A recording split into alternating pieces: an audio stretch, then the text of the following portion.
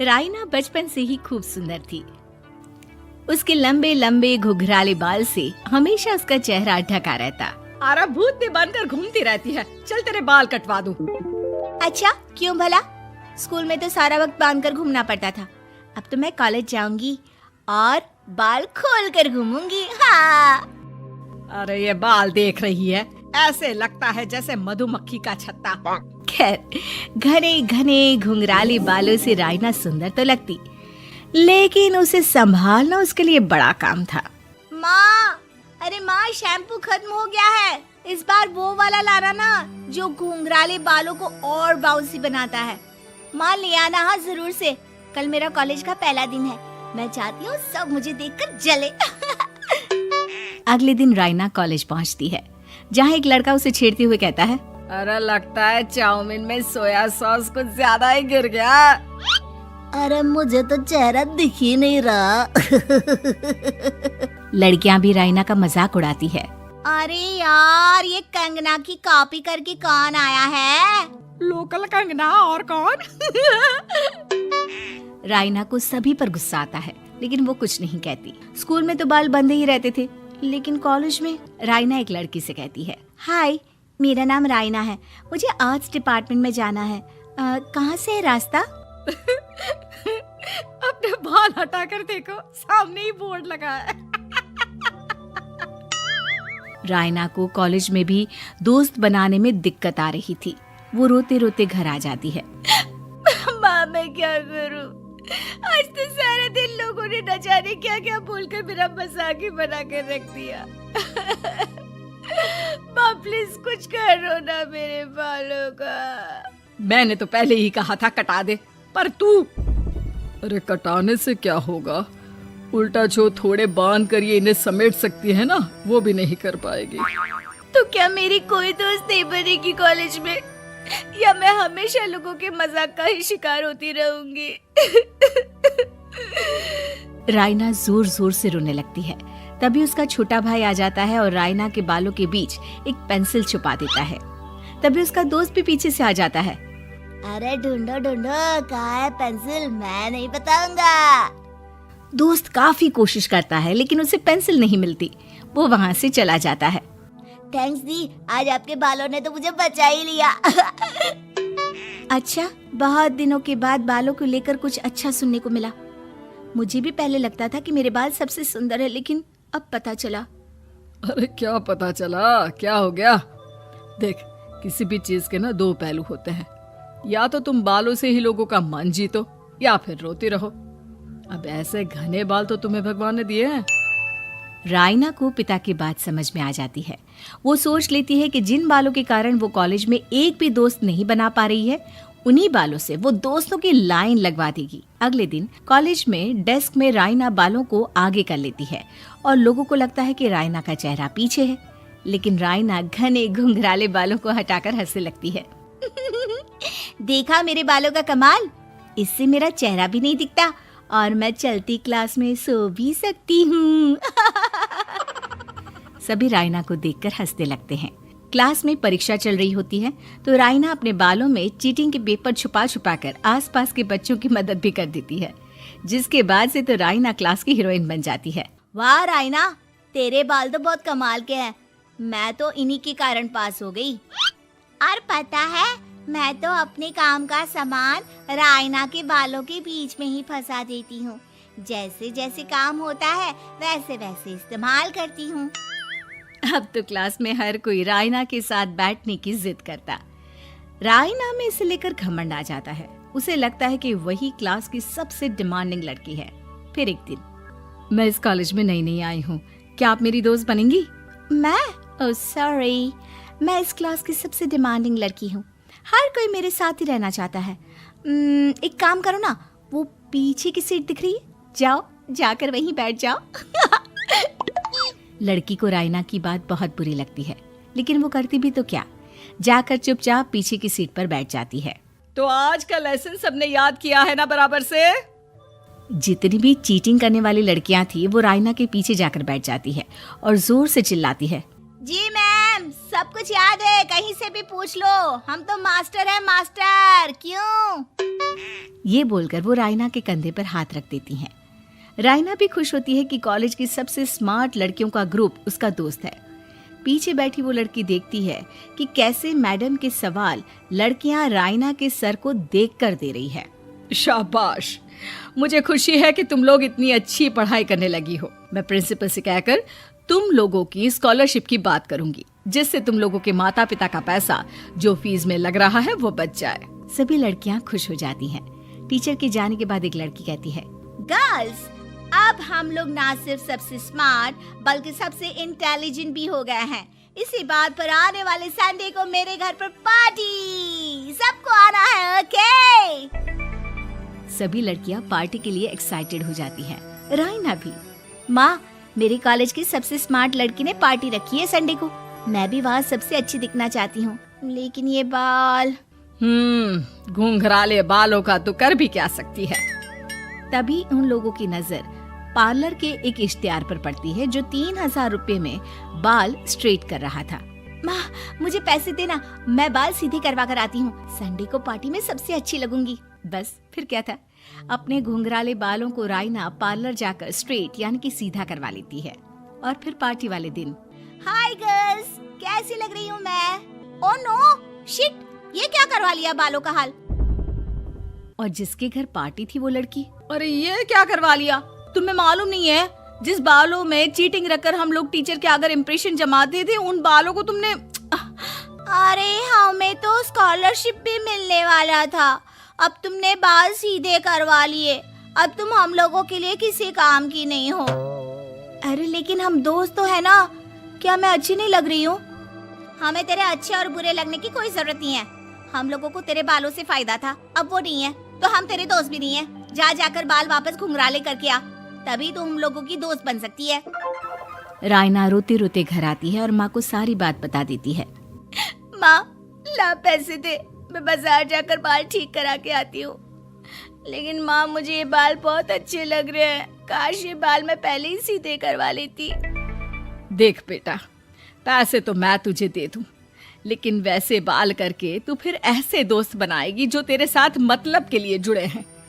लेकिन इन बालों में तू ऐसे दोस्त बनाएगी जो तेरे साथ जीवन भर का साथ निभाएंगे। रायना को माँ की बात समझ में आ जाती है। श्वश्रु जी।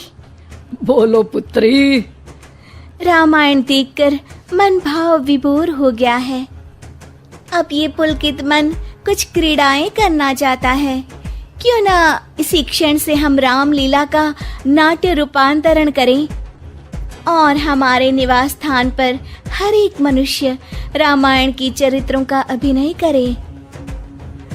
तुम्हारा ये श्रेष्ठ विचार हमारी आत्मा को अत्यंत प्रफुल्लित कर गया पुत्री। मैं मर्यादा पुरुषोत्तम श्री राम का चरित्र निभाऊंगी।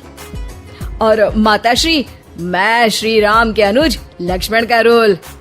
हे पुत्र, रोल नहीं भूमिका बोलो, भूमिका। इस विदेशी भाषा को उपयोग में लाने के लिए मैं आपसे क्षमा चाहता हूँ माते। और मैं सुपरमैन से महान, बैटमैन से बलवान हनुमान अर्थात हनुमान जी के चरित्र को निभाऊंगा। जय सिया राम। सुंदर, अति सुंदर। अब मैं रावण बनूंगी। आप पर जमेगा भी। बस उसी समय सब हो जाते हैं तैयार निभाने के लिए रामायण के किरदार। सब करना चाहते थे रामायण के संदेश का पालन, इसीलिए बने थे राम, लक्ष्मण, हनुमान और रावण। माताश्री, सीता मैया कैसे मिलेंगी? ढूंढ ढूंढ के नयन थके हुए हैं, पाँव चल नहीं पा रहे। आता माजी सटकली। नहीं अनुज, जीवन एक परीक्षा है। ईश्वर ने हमसे सीता को दूर करके हमारी परीक्षा ली है। भ्राताश्री, हमको उस सोने के हिरण के पीछे जाना ही नहीं था। हे लक्ष्मण, हम सीता को ढूंढ ही लेंगे। जितना सरल ये कार्य प्रतीत होता है उतना सरल नहीं है भ्राताश्री। सीता मैया की व्हाट्सएप लोकेशन भी नहीं है हमारे पास। काश हमारे पास एक हेलीकॉप्टर होता जिसकी सहायता से हम उन्हें ढूंढ पाते। जिनके पास हनुमान हो उसे हेलीकॉप्टर की क्या आवश्यकता। पर हनुमान जी अब तक आए क्यों नहीं? भूख लगी होगी उन्हें, तो चले गए होंगे सूरज वगैरह खाने के लिए। अरे वो देखो हनुमान जी। जय सिया राम। प्रणाम प्रभु। सीता मैया का पता चल गया, वो अशोक वाटिका में बैठी हैं लंका में। श्रीलंका के लिए तो पासपोर्ट बनेगा।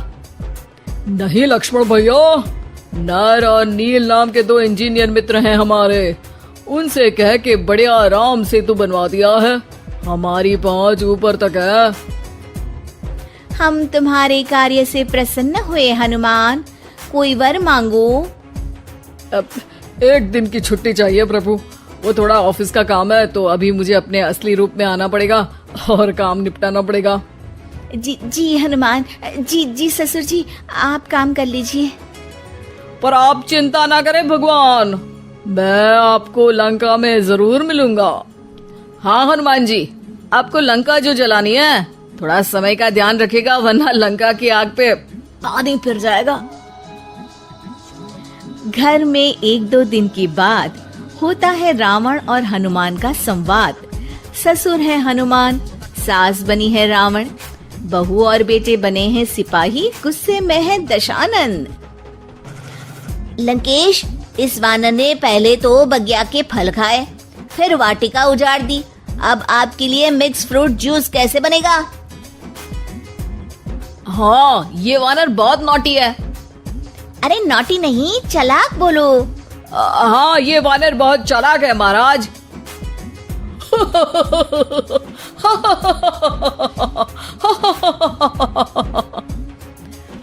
अरे इतना हंसने की क्या आवश्यकता है, हमने कोई विनोद की बात तो की नहीं, कोई चुटकुला तो सुनाया नहीं।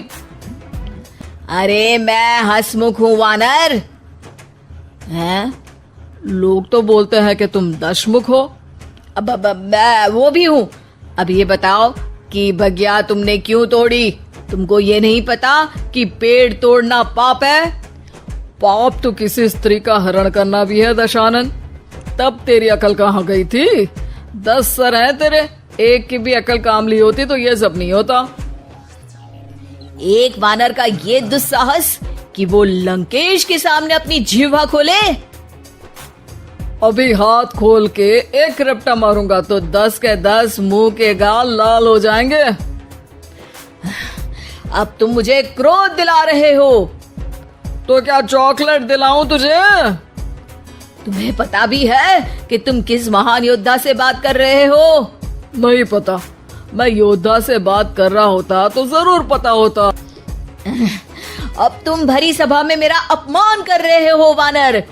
अरे जिसका कोई मान ही नहीं उसका अपमान कैसे करूंगा? वाह वाह, क्या डायलॉग मारा है हनुमान जी। वाह वाह, क्या डायलॉग मारा है हनुमान जी। ए, तुम लोग मेरी तरफ से खेल रहे हो या इसकी तरफ से? चुपचाप खड़े रहो वरना पगार काट लूंगा। हे दशानंद। हाय हनुमान। अरे मूर्ख, हेलो हाय करने नहीं आया हूँ, मैं कह रहा हूँ कि हे दशानंद, अभी भी समय है, सीता मैया को श्री राम को लौटा दे और उनकी शरण में चला जा, वरना तेरे प्राण कोई नहीं बचा पाएगा।